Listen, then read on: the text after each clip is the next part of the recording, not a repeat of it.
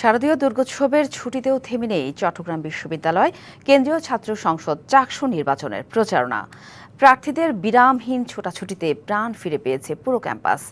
প্রতিশ্রুতির ফুলঝুরিতে ভোটারের মন জয়ের চেষ্টা।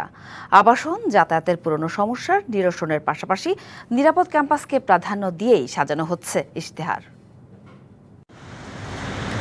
প্রাকৃতিক সৌন্দর্য, শাটল ট্রেন আর আয়তনে দেশের বৃহত্তম ক্যাম্পাস চট্টগ্রাম বিশ্ববিদ্যালয়, কিন্তু প্রতিষ্ঠার ৫৮ বছরেও আবাসন ব্যবস্থা রয়েছে চরম অবহেলায়। ২৮,০০০ শিক্ষার্থীর জন্য রয়েছে মাত্র ১৪টি আবাসিক হল। মাত্র ২৩% শিক্ষার্থী আবাসন সুবিধা পাচ্ছেন, বাকিদের ঠাঁই হয় কটেজ কিংবা ভাড়া বাসায়। শিক্ষার্থীদের আরেক বড় ভোগান্তির নাম পরিবহন ব্যবস্থা। ওয়ালটন এখন দেশের সীমানা পেরিয়ে পৌঁছে গিয়েছে ৫০টিরও বেশি দেশে।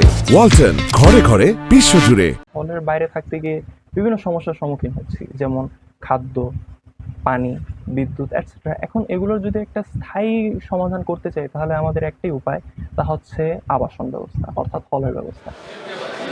দুর্গাপূজার ছুটি চললেও চাকসু নির্বাচন ঘিরে সরগরম ক্যাম্পাস। আবাসন ও পরিবহন সংকট নিরসনের পাশাপাশি নিরাপদ ক্যাম্পাস গড়তে প্রতিশ্রুতি দিচ্ছেন প্রার্থীরা। আমরা যদি চাকসুতে নির্বাচিত হয়ে আসি, আমরা প্রশাসনের সাথে সমন্বয় করে যে আমাদের নতুন করে আরো বেশি সংখ্যক 10টি হলের মতো আমরা ডিপিপি জমা দেওয়ার চেষ্টা করব প্রশাসনের মাধ্যমে। পাশাপাশি যে আন্তর্জাতিক ডোনার সংগঠনগুলো এসব ক্ষেত্রে ফান্ডিং করে থাকে, এবং আমরা আন্তর্জাতিক ডোনার সংগঠনগুলোকেও আমাদের হল নির্মাণের জন্য প্রজেক্ট প্রপোজাল সাবমিট করব। এক বছরে আমরা কতটুকু পারবো, আমরা সেটা পর্যালোচনার পরে আমরা আমাদের ইশতেহারের মাধ্যমে সেটা সামনে নিয়ে আসব।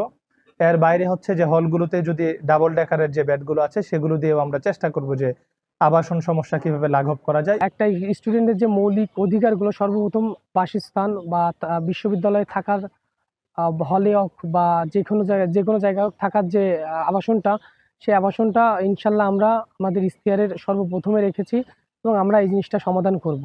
৩ যুগ পর অনুষ্ঠিত হতে যাওয়া চাকসু নির্বাচনে এরই মধ্যে ঘোষণা হয়েছে 13টি প্যানেল। নতুন নেতৃত্বের হাত ধরে সংকটগুলো সমাধান হবে এমন প্রত্যাশা সাধারণ শিক্ষার্থীদের। Mujibul Haque, DVC news, Chittagong.